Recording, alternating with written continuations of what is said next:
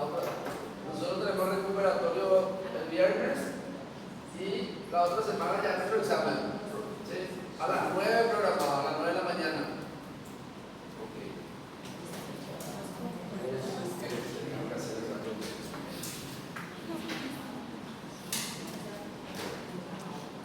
Ok, vamos a hablar hoy de hipertensión pulmonar y embolia pulmonar. ¿Sí? Bueno, cuando hablamos de hipertensión arterial pulmonar, es diferente con respecto a la hipertensión arterial porque no podemos medir de forma indirecta como medimos la presión arterial. Entonces tiene otros métodos de evaluar que la hipertensión pulmonar es el aumento de la presión a nivel de la arteria pulmonar. ¿Sí? Y ese aumento es mayor a 25 milímetros en reposo o mayor a 30 milímetros durante el esfuerzo. Normalmente el estudio más sencillo para ver hipertensión pulmonar es la ecocardiografía. Ahí le informa cuánto es, pero no es tan preciso. Y el estudio de preferencia es una arteriografía cardíaca. Que esto sería una arteria normal, donde pueden ver que el espesor de su pared está menos agrandada y sería una arteria con hipertensión pulmonar, donde podemos ver un trombo, porque una de las causas más frecuentes suelen ser los trombos, pero tiene muchas causas de presentación.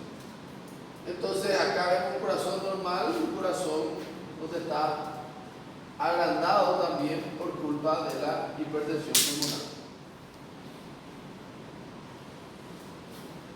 Entonces básicamente la hipertensión pulmonar se puede dividir en estas 5 situaciones.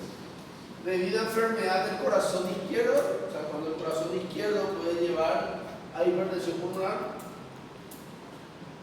una hipertensión primaria de la misma arteria pulmonar, o una hipertensión pulmonar por situaciones de tromboembolos crónicos, por estar creando émbolos de forma crónica, o puede ser debido a enfermedades pulmonares y después por causas indefinidas o multifactoriales: corazón, pulmón, la misma arteria, trombo o varias situaciones.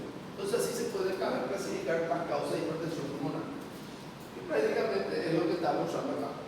La hipertensión de las arterias idiopáticas, cuando no sabemos la causa, normalmente puede ser por trastorno de colagenopatías, lupus, esclerodermia, artritis reumatoidea, o puede ser por un cortocircuito congénito de la circulación general del pulmón, por ejemplo, comunicación interventricular, persistencia de conducta nerviosa y comunicación interauricular.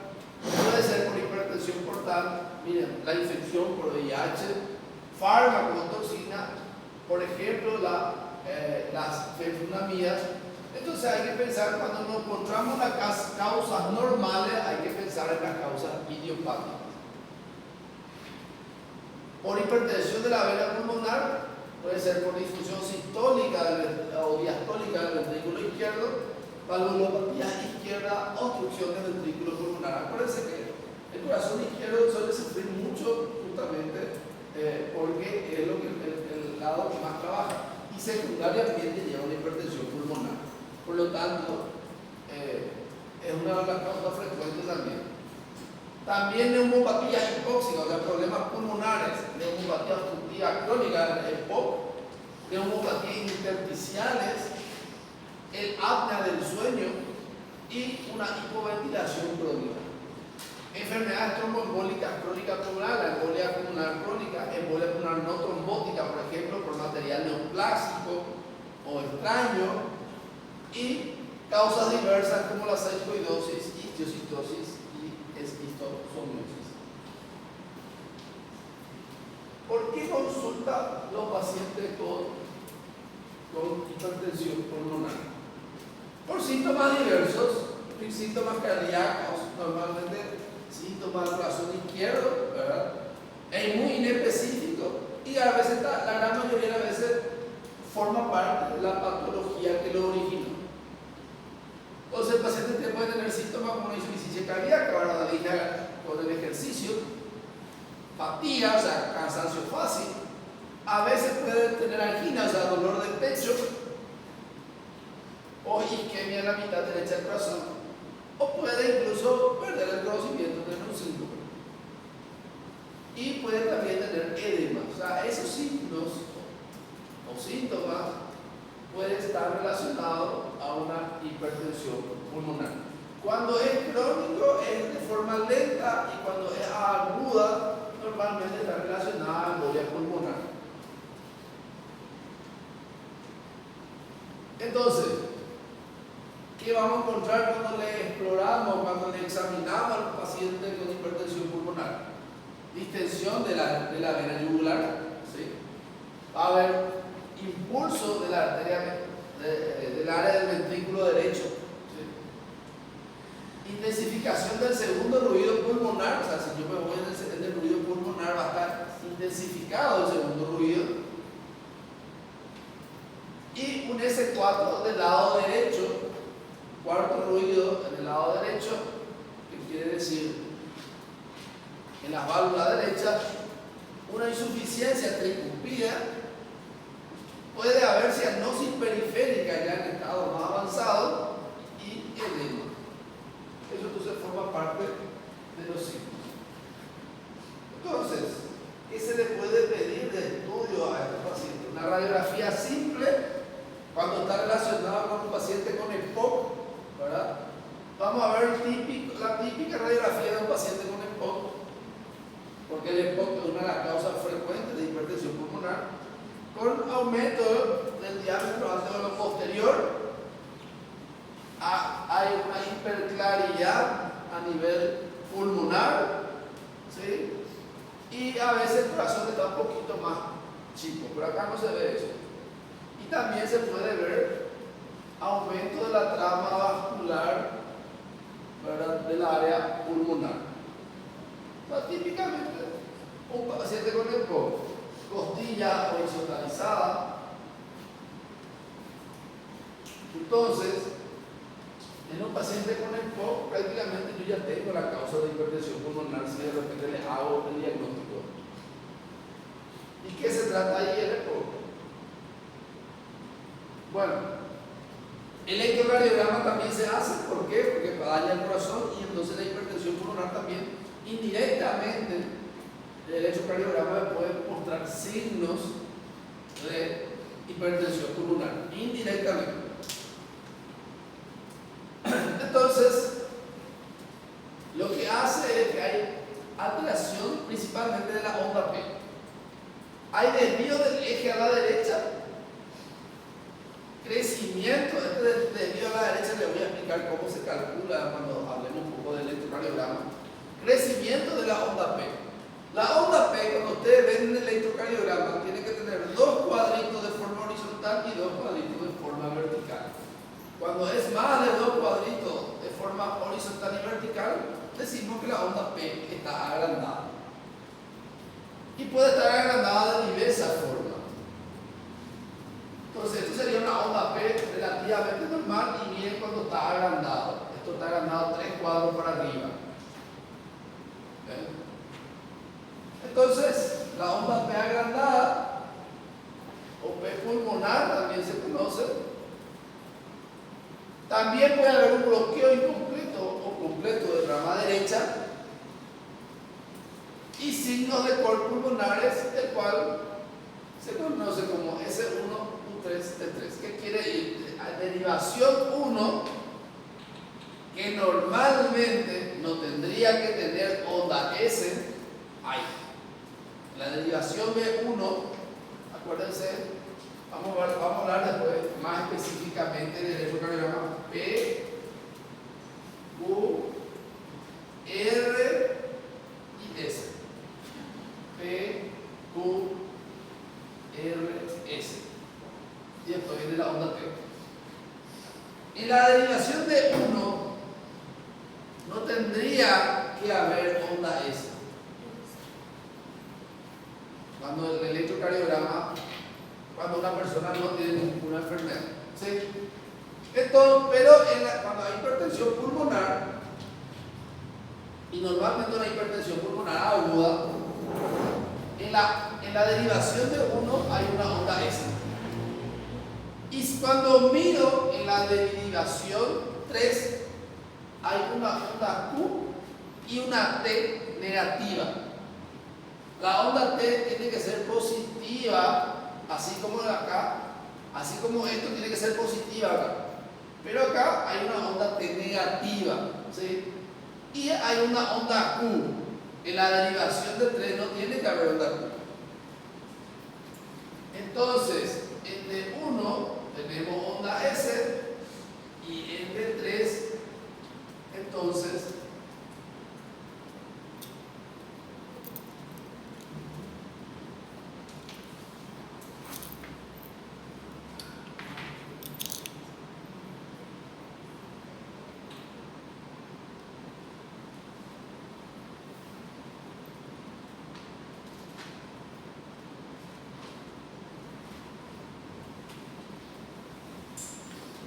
y la onda T negativa. Entonces tenemos esta situación.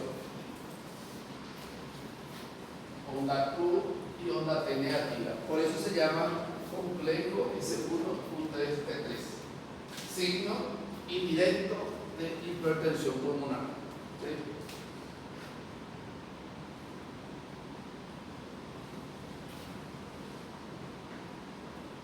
Entonces, acá lo que me está mostrando es el agrandamiento exagerado de la aurícula, ya sea exageradamente grande, casi es más grande del complejo QRS, ¿verdad? Y acá me muestra el crecimiento ventricular del lado izquierdo, ¿verdad? Entonces, eso, ¿verdad? Vamos a ver un poco de 1, onda S. Sin embargo, acá en B3 no veo la onda T negativa. No, ahí está bien.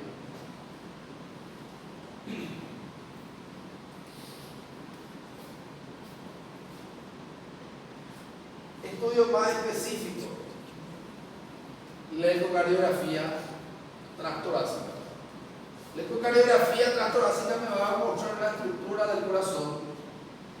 Si las cámaras cardíacas, la aurícula, el ventrículo están agrandados, me puede mostrar trombos y ya me da el valor de la presión, la presión pulmonar. Solo que es un método no tan específico, pero ya me puede dar ciertos valores y ya me puede hacer el diagnóstico de hipertensión pulmonar. Solo que a veces no me da la causa específica del por qué. Cuando la causa es primaria, no me dice bien cuál que esa es la causa. Tengo que hacer un estudio más. Y también la angiotomografía me puede mostrar signos de lesiones a nivel de las arterias pulmonares. Acá lo que me ve el ventrículo izquierdo agrandado, ventrículo derecho, ¿sí? Esto es la aurícula, miren cómo está agrandado la aurícula. Esta es la aurícula derecha. Miren, está agrandado, porque la aurícula es más pequeña que el ventrículo y acá está súper agrandado. O sea, este paciente tiene una insuficiencia cardíaca. No se preocupen por ustedes ver la imagen del ecocardio, porque es el ecocardiografista.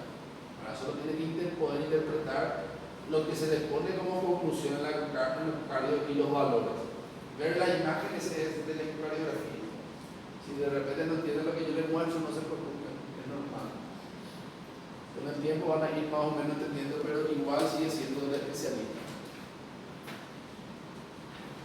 Bueno, otro estudio que se puede pedir cuando se piensa o se quiere descartar que el problema es pulmonar, y yo quiero saber si es obstructivo o restrictivo el problema pulmonar que llevó a la hipertensión pulmonar, se hace prueba de funciones pulmonares, ¿sí?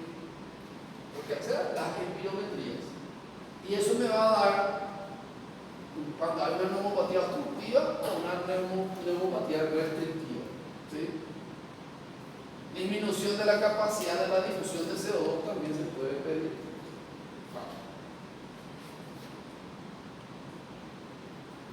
La angiotomografía me puede de repente estar mostrando trombos, la presencia de trombos cuando la causa, ¿verdad?, es por émbolos. Entonces la angiotomografía es un estudio muy bueno para mostrarme la parte de émbolos también. También me va a mostrar la estructura de las arterias pulmonares. También me va a mostrar la estructura del pulmón para ver si hay problema intersticial.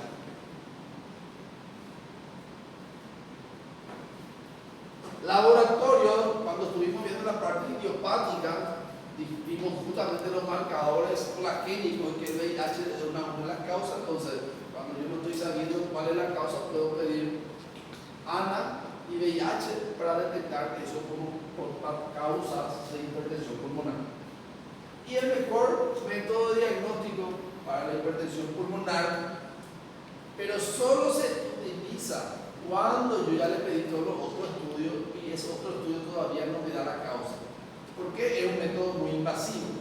Y la hipertensión pulmonar normalmente, la gran mayoría de las veces, la causa suele ser secundaria a otra patología, no suele ser primaria.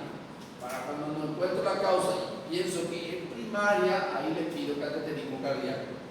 ¿Qué es lo que entra? Por la arteria radial, por la arteria femoral, llegan hasta el corazón y entonces envían contraste a los grandes vasos del corazón y le van quitando fotos instantáneamente. Y el hemodinamista, que a la gran mayoría de las veces también el cardiólogo, comienza a ver entonces cómo está el corazón, cómo están las presiones, cómo está el flujo, de forma mucho más viva que lo que sería una ecocardiografía.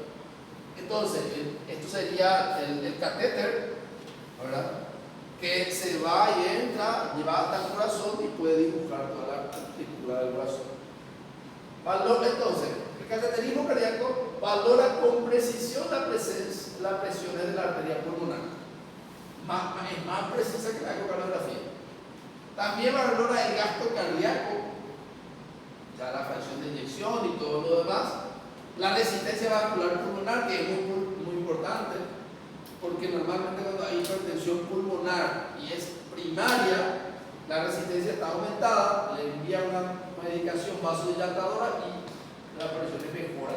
Entonces así se sabe que es primaria y hay un tratamiento específico para eso.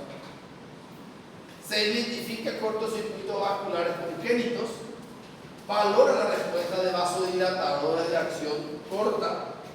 Entonces, de esa forma puede servir para diagnóstico específico de la causa cuando uno encuentra. Entonces, cuando yo estoy ante un paciente con sospecha de hipertensión pulmonar, lo primero que le voy a pedir es una ecocardiograma.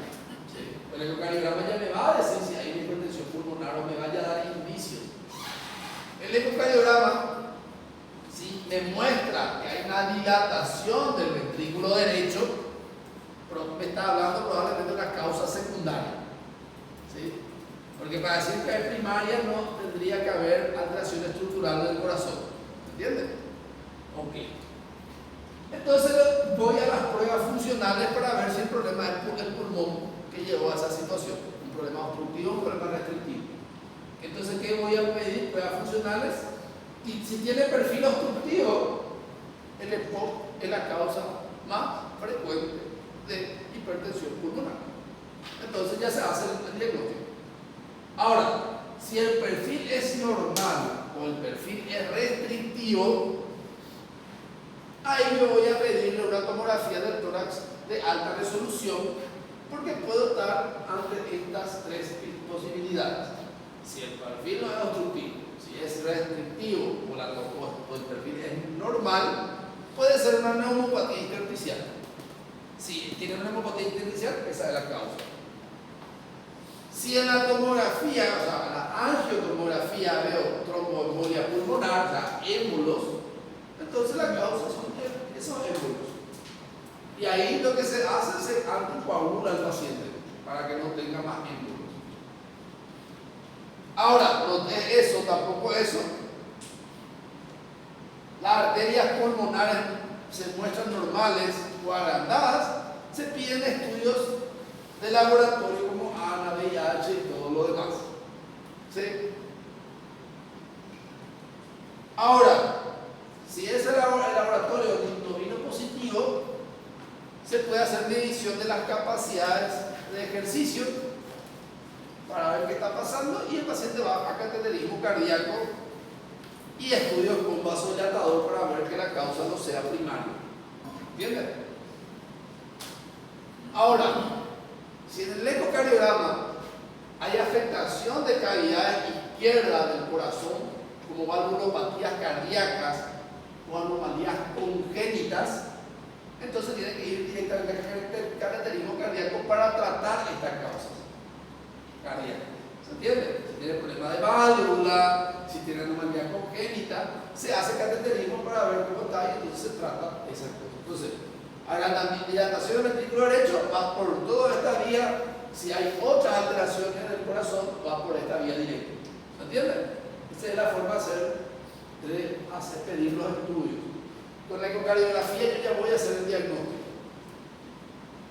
Y más la clínica de hipertensión pulmonar. Ahora, saber la causa, tengo que ver de esa forma. ¿Entiendes? Y la gran mayoría de las veces vamos a tener que recorrer estos caminos, que son las causas más frecuentes.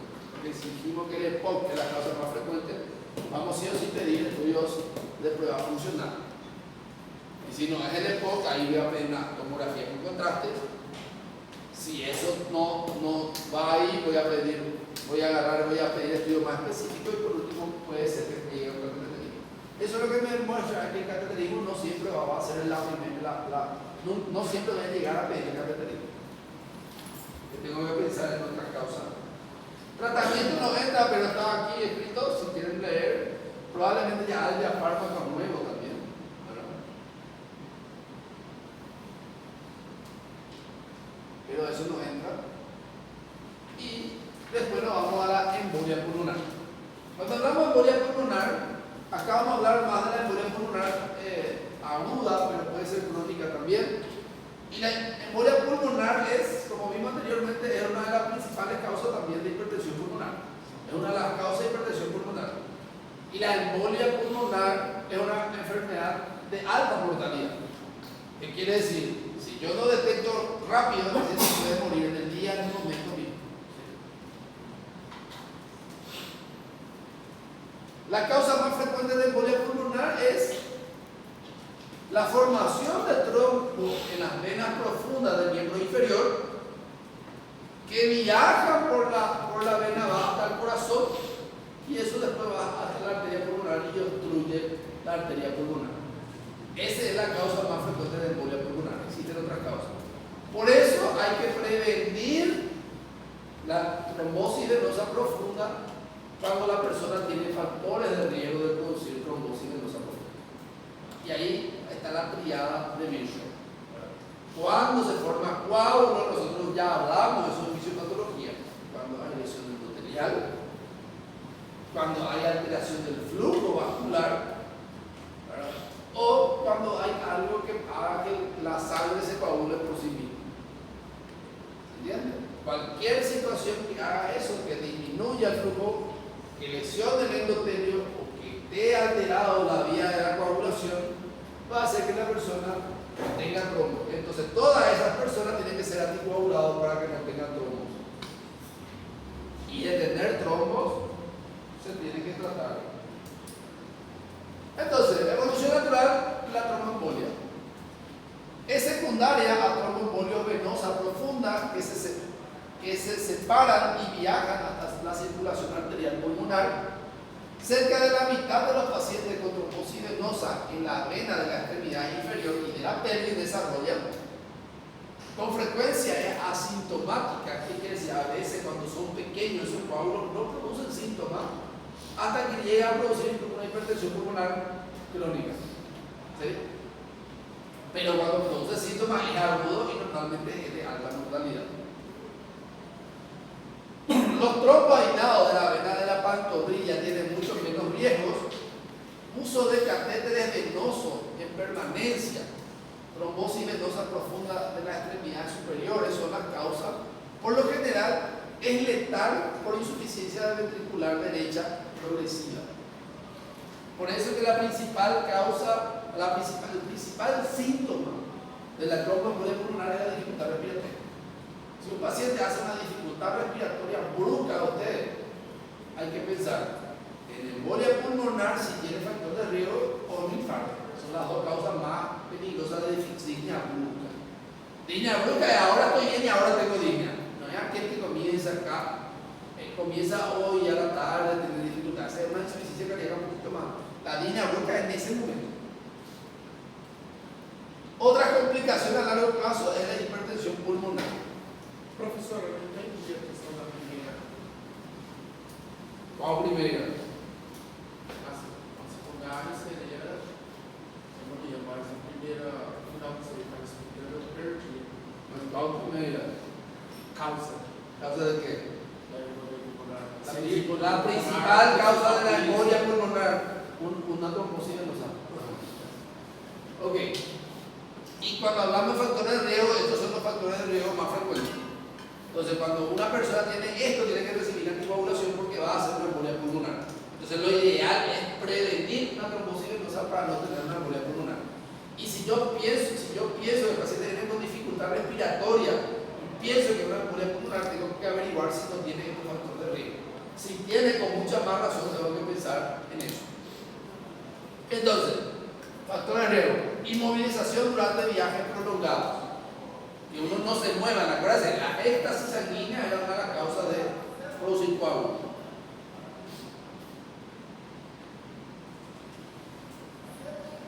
El cáncer.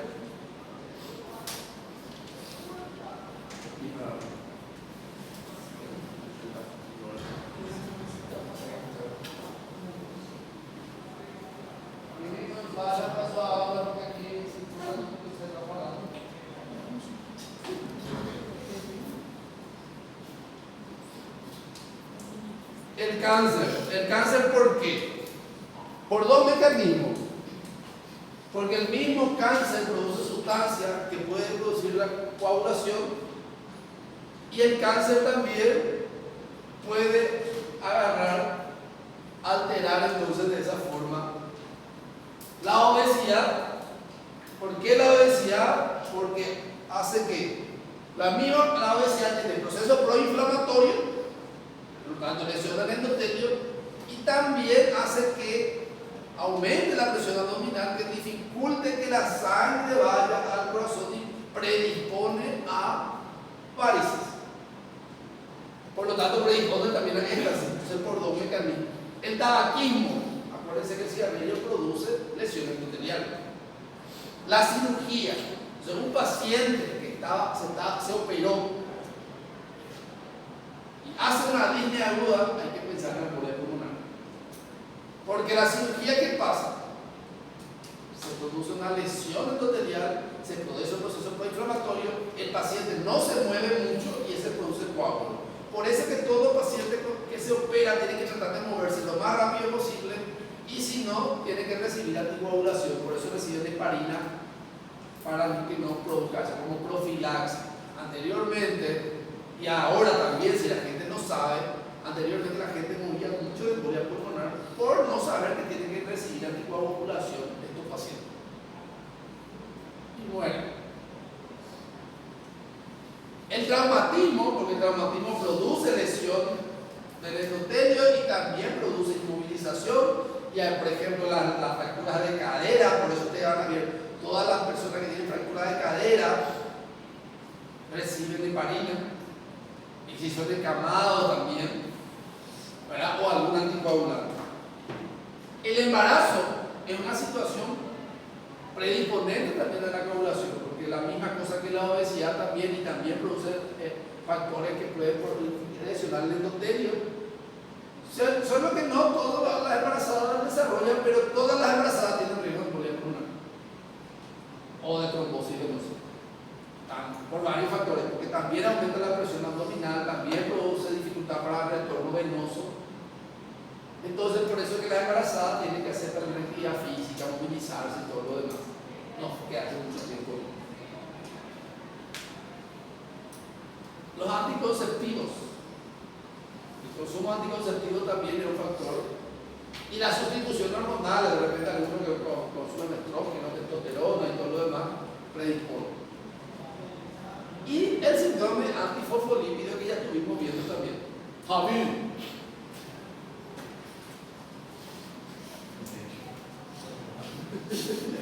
Factores de riesgos.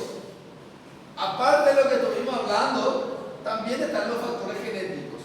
Cuando no encuentro todas las otras causas, tengo que pedirle el factor 5 de Leiden, mutación del gen G210A de la protrombina, que causa una menor parte. Si yo no encuentro que ninguna de las otras causas, tengo que buscar, tengo que pedir un estudio específico de la coagulación. ¿Qué son causas? Entonces, ¿por qué viene a consultar a un paciente con embolia pulmonar? Por línea. La principal causa, el principal síntoma de un paciente con embolia pulmonar son las líneas. Y normalmente son líneas abruptas, no son líneas progresivas. ¿Sí? Y la gran mayoría, no todos, tienen antecedentes de dolor progresivo en la pantorrilla de un lado, no de los dos lados. Y si yo veo que ya está inflamado, hinchado y aparte con dificultad respiratoria, ahí está, ya está, fin de la historia. No hay mucha duda. Le voy a pedir una ecografía para ver el coágulo ahí, yo veo el coágulo ahí, dificultad respiratoria, el coágulo ya fue aquí. No hay muchas cosas que discutir. El problema es cuando no tiene ese antecedente, ahí tengo que hacer más estudios. Le voy a explicar más o menos cómo se hace el diagnóstico. También puede presentar con dolor torácico, puede tener disnea y dolor torácico, solo dolor torácico, y simular como un infarto, pero la gran mayoría de las veces son por disnea. También puede tener tos. La tos puede ser también, ¿por qué? Porque afecta a nivel pulmonar. Hemóptisis, y cuando es masiva generalmente produce síncope. A veces el paciente no tiene disnea y hace un síncope, desmayo, y después se despierta con dificultad respiratoria. Si una persona hace síncope, tienen que pensar que el coágulo que taponó la arteria es grande. Siempre tienen que pensar que es masivo. Por lo tanto, el pronóstico es peor. ¿Sí?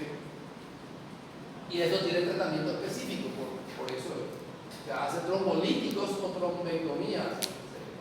Se le da fármaco que tiene que diluir el coágulo o tiene que entrar por cateterismo y extraer el coágulo. Sobre el tratamiento no van a hablar conmigo, pero para que puedan entender. ¿Qué van a encontrar cuando le examinan? Van a encontrar pacientes que tienen taquicardia, taquipnea, o sea, un aumento de la frecuencia cardíaca, la frecuencia respiratoria. A veces puede tener febrícula, ¿sí? Dilatación de la vena del cuello, igual que lo que ocurría en la embolia, en la hipertensión pulmonar.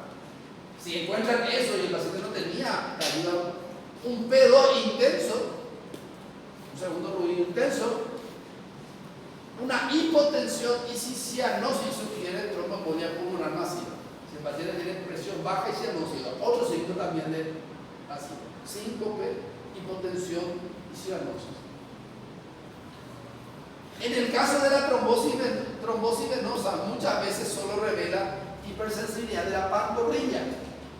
Pero en los casos masivos se observa edema pronunciado del muslo y hipersensibilidad inguinal. Yo recuerdo una paciente que no tuvo embolia pulmonar, pero no sabía hablar, sabía hablar, pero no hablaba en español, tampoco hablaba guaraní, era una nativa que hablaba en su idioma. No le iba a entender nada, pero supiera así, hinchado solo de un lado, y le dolía. Edema unilateral, con dolor, y encima ella era joven en ese caso. No sé qué factor de riesgo tenía en ese entonces, no recuerdo. Era evidente el diagnóstico, digo acá. Pero a veces no es tan sencillo así, a veces es muy sutil. Entonces, ¿qué le pido a un paciente con sospecha de embolia pulmonar? Si la embolia pulmonar es un coágulo, cuando se forma coágulo, hay un resto que se produce y se libera como el dímero D. El dímero D es el resto, ¿verdad?, de las fibras que se originaron, de las fibrinas que se originaron durante la coagulación. Entonces, si no hay coagulación, no tendría que haber aumento de dímero D. Si hay coagulación, hay aumento de dímero D. Entonces, el aumento del dímero D me dice que se está coagulando el organismo en un lado. ¿Se entiende?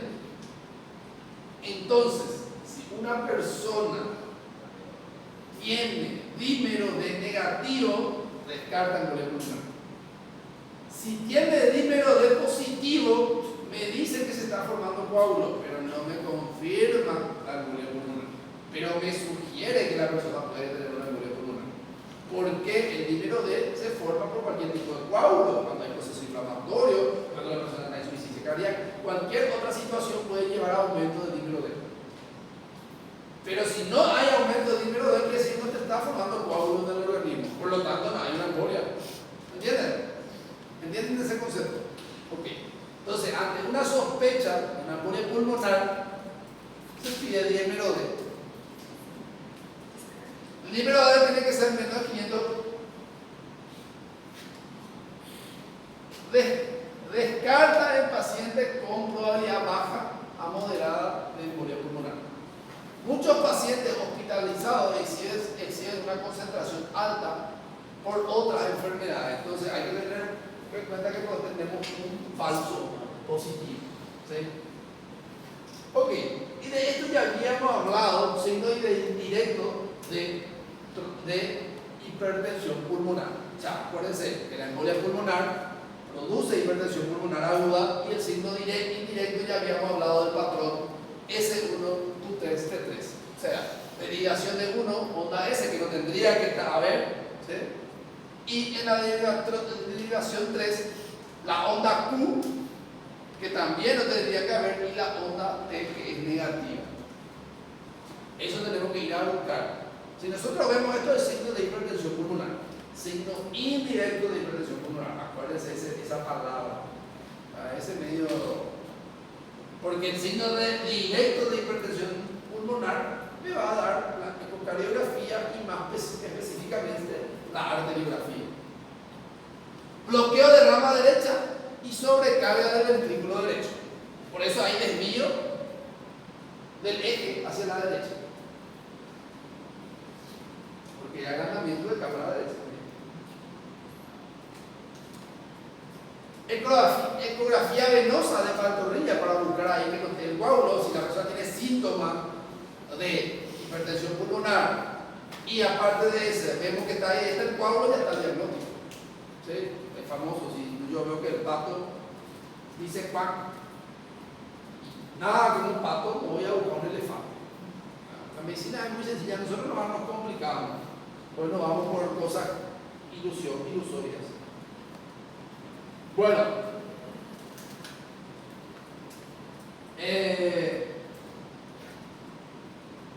otro estudio, radiografía de tórax. La radiografía de tórax es muy inespecífica.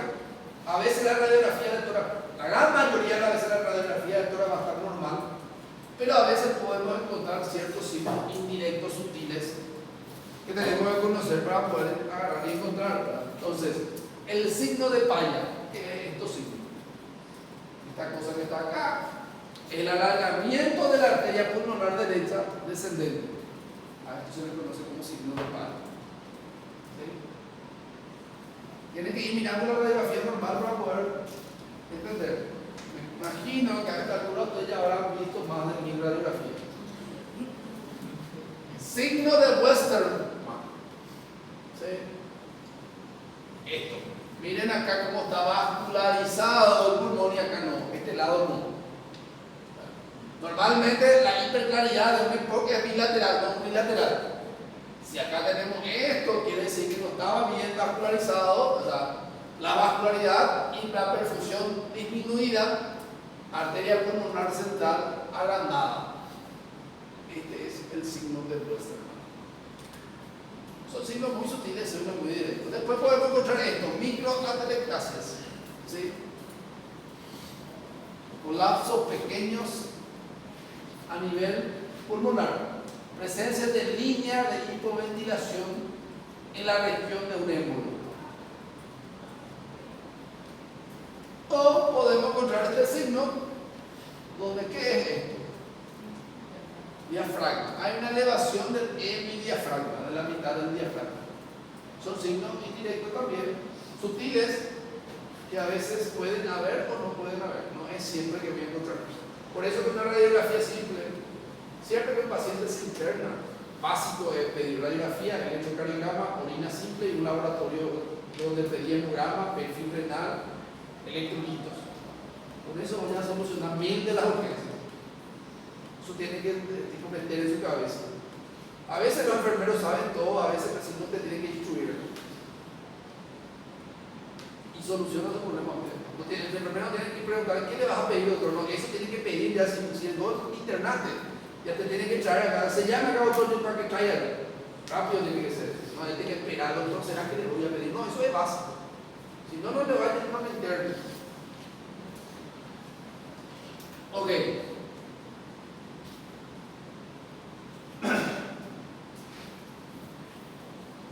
Miren, la hiperclaridad también acá. La radiografía altura puede estar normal, frecuente la vasoconstricción local, el signo de Westermann, ¿sí? Y la perfusión disminuida. Miren, acá están acá ya como están disminuidas. Aumento de la arteria pulmonar, signo de Palmer. Existencia de una arteria pulmonar dilatada a nivel del ilio o de una rama lobar. ¿Sí? Más de signo de Palmer. Agrandamiento de la rama inferior de la arteria pulmonar derecha. ¿Y esto qué son? Microatelectasia. Es un signo también. Y acá vemos la hiperclaridad. Solo que acá no vemos el otro lado del pulmón, por eso no podemos ir, pero sí estamos viendo esto. Bien agrandado. Rarísimo de ver, no es muy frecuente de ver. Pero si ves, te encuentras ya eso. Atelectasia laminar o signo de Fleischer. Acá, miren, son atelectasias laminares. Amputación de la rama arterial. En vez de estar toda la rama arterial, acá se corta.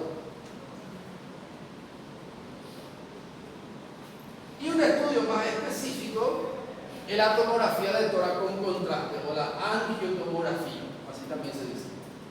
La angiotomografía me va a servir para ver la circulación pulmonar, la arteria pulmonar, y miren, esta sería la arteria pulmonar, y hay una amputación del flujo sanguíneo. Aquí tiene que pasar el contraste, y miren, no pasa el contraste, y esto es el coágulo, esto es el coágulo. Me muestra el coágulo, si esto me muestra, ya está el diagnóstico también. No necesito más estudio, ya tengo que ir para tratamiento ya. ¿Se entiende? Entonces yo puedo hacer el tratamiento por signos indirectos de la ecografía y también con un paciente que ya me muestra su angiotomografía del coágulo. Cuando yo sé que hay síntomas y hay coágulo en el miembro, o de repente puedo no encontrar ahí y le hago una angio y veo que hay el coágulo. Ahí ya está, ahí ya tengo ya. Por eso uno de los estudios principales para hacer diagnóstico es la angiotomografía o la tomografía con contraste, para buscar coágulo ahí. ¿Sí? Entonces normalmente nosotros pensamos en embolia pulmonar y ya pedimos eso. Pero si hay signos ya indirectos no voy a llegar a pedir eso porque ya tengo acá. Y como les dije, si camina como un pato, nada como un pato y hace cuac, el pato ya está ya. Pero si el pato no es un pato, ahí voy buscando otra cosa. Entonces acá lo que me pueden mostrar entonces el infarto, miren, estos ya son infartos pulmonares. Y acá miren la hiperclaridad.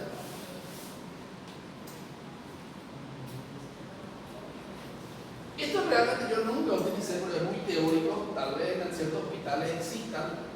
Para el hospital donde yo trabajo no hay y no, siempre usamos lo que tenemos, ¿verdad? Medicina basada en la pobreza. Entonces, la gammagrafía pulmonar de ventilación y perfusión. ¿Cuándo se usa esto? Acuérdense que la angiotomografía es un contraste. Si la persona tiene contraindicación de usar contraste, por ejemplo, tendencia a producir una insuficiencia renal o empeorar una insuficiencia renal o alergia al contraste, entonces se puede pedir una gammagrafía pulmonar que tendría casi la misma validez que la angio, pero en realidad es menos, ¿verdad? Pero sería la misma situación. Se usa sobre todo en individuos que no toleran el medio de contraste endovenoso y entonces puede mostrarme entonces la alteración del eco. El ecocardiografía. La transtorácica es la que se pone normalmente sobre el pecho y se busca ahí. La transesofágica es la que se pone por el esófago, entonces va por ahí, por eso se llama transesofágica. ¿Cuál es mejor? La transesofágica muestra mucho mejor la estructura del corazón que la transtorácica. Pero empezamos siempre con la transtorácica. Si la transtorácica ya me muestra, ya está. Ahora, si la transtorácica no me muestra nada y yo sigo sospechando, entonces, normalmente la ecocardiografía me muestra signos indirectos de embolia pulmonar. Y cuando yo no puedo hacer angiotomografía o antes o ya quiero acelerar, yo voy a encontrar entonces alteraciones cardiológicas que me sugieran y ya voy a poder hacer el tratamiento. Entonces, la transtorácica valora la hipocinesia del ventrículo derecho con tromboembolia pulmonar moderada a grande. Miren, o sea que la transtorácica, cuando la embolia pulmonar es moderada a grande, ya me puede agarrar decir que el corazón puede estar trabajando ya mal, ¿verdad? Entonces ya me puede dar signos. El tema es cuando es pequeña, ahí es lo que nos complicamos un poco más, ¿verdad? La transesofágica para identificar grandes tromboembolios pulmonares centrales cuando no es apropiada la TAC de tórax con medio de contraste intravenoso, por ejemplo, en insuficiencia renal o alergia grave al medio de contraste. Entonces, a veces, cuando yo no puedo hacerle la ecocardiografía me ayuda como método no muy específico, pero me puede ya orientar. Si ya me dice que está ahí, ya me puede servir. Pero si mi hospital tiene y el paciente puede recibir contraste, siempre la angiotomografía tiene que ser pedida. Solo en situaciones, o incluso pueden pedir el ecocardio también si entonces tienen mayor evidencia, pero siempre hay que pedir angiotomografía. Y el mejor estudio obviamente es la angiografía pulmonar. Obviamente no le pido a todos los pacientes, ¿verdad? Normalmente la angiografía pulmonar se pide cuando ya se va a hacer tratamiento de tromboectomía, cuando se va a quitar ese coágulo. Acá lo que me muestra es que están amputados. Esto sería una vascularización normal y miren, acá está todo amputado, no pasa el contraste. La angiografía pulmonar es igual que la cinecoronariografía del corazón que estuvimos viendo para el cateterismo, pero es de la arteria pulmonar. Entonces se puede ir y quitar esos coágulos, miren, lleno de coágulos. Por lo tanto, fue una embolia masiva. Entonces, algoritmo para el diagnóstico de trombosis venosa y embolia pulmonar. Entonces, si yo pienso que hay una trombosis venosa, quiero descartar una trombosis venosa, le pido una ecografía venosa. Si ya está, me dice que está, el diagnóstico ya está. Si la ecografía no me muestra, puedo pedir estudios más específicos, ¿verdad? Para la vena, una fleurografía, una tomografía, una resonancia. Ese es para ver si hay una trombosis venosa. Porque si yo veo que, porque a veces puede haber dolor sutil y no está muy edematizado. Y entonces por eso se pide una ecografía, pero raramente ocurre tanto así, pero puede. A veces no es que se edematice tanto. Entonces ese es para buscar, porque si se encuentra, entonces síntoma y trombosis venosa ya está. ¿Sí?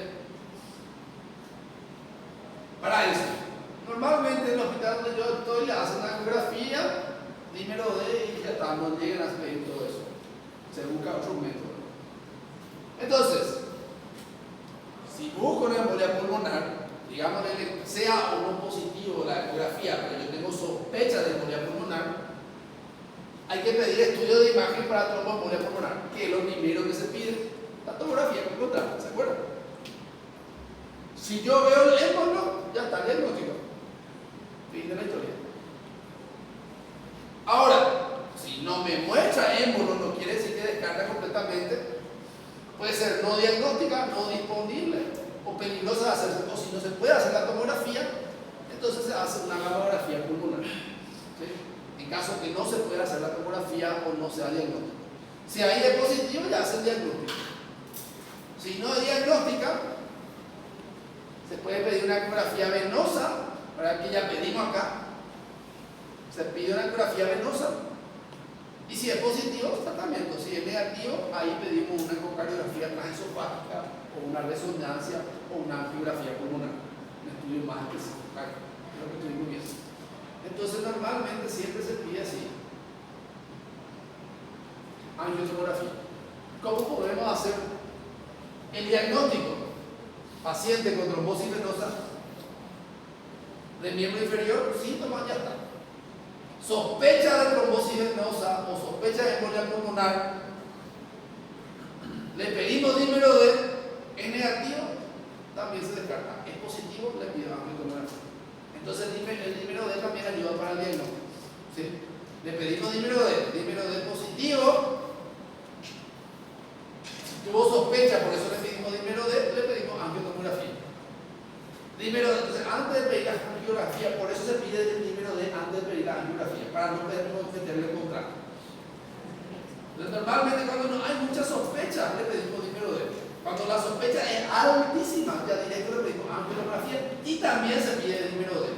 Porque a veces, ¿verdad? Nosotros por ejemplo no tenemos la angiografía, entonces le pedimos ecocardio, no la hacemos normalmente una arteriografía, prácticamente no basamos dímero D, tomografía, ecografía del mismo inferior. Con eso hacemos todo. Entonces, se le pide dímero D, es negativo, ya no necesitamos pedir algo. Es positivo, tenemos que pedir una angiotomografía. Si no se ve la angiografía, pero hay sospecha, le pedimos ecocardiografía para ver signos indirectos, ¿verdad? Y vemos ahí. Si igual le hicimos todos los estudios y salió todo negativo y hay sospecha, igual se tapa. ¿Se entiende? Pero hay que hacer bien la disquisición diagnóstica. Con respecto al tratamiento, tampoco vamos aquí le dejo todo el tema del tratamiento si quieren leer, seguramente hay algunos nuevos también. Para clasificar riesgo, y no terminó nuestra clase de hoy, solo terminó nuestra clase de ahora, vaya a tomar un cafecito. ¿Tienen alguna pregunta sobre lo que hablamos? Sí, están en 30 minutos, 15 minutos, depende de tu laboratorio, pero me sale rápido. Quita la sangre, un hemograma y el laboratorio te trae el resultado.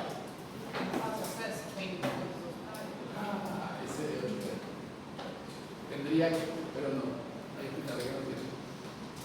Tendría que, porque es una patología que de alta mortalidad, que si yo hago en el hospital, aunque derivándole, hoy en día que tenemos todo chapo, les puedo enviar al hospital, mira, vino el resultado positivo, díganmelo ven ya para hacerle angiografía y tratarlo. Porque el tratamiento tiene que ser rápido, si no, no se te muere. O laboratório, o raio-x também está presente. ¿Cómo? O raio-x do laboratório também está para identificar. ¿Cómo que radiografía y laboratorio? No entiendo. Tirar o raio-x, mas o laboratório também está para identificar o topo. La radiografía son signos indirectos. Rarísimo que salgan por esos signos que yo les conté. Yo nunca he visto en un paciente real, solo la parte teórica. Es muy raro de ver los signos indirectos, pero puede existir los signos indirectos. Es muy raro, ¿sabes? No me voy a basar tanto en la radiografía, pero la moraleja es que le tengo que pedir la radiografía. Si encuentro signos indirectos, ya me ayuda más para pensar. Yo puedo solo tratar a vecinas pedirle angio, y si hay dímero D, hay síntomas y no tengo angiografía, claro que le puedo tratar directo.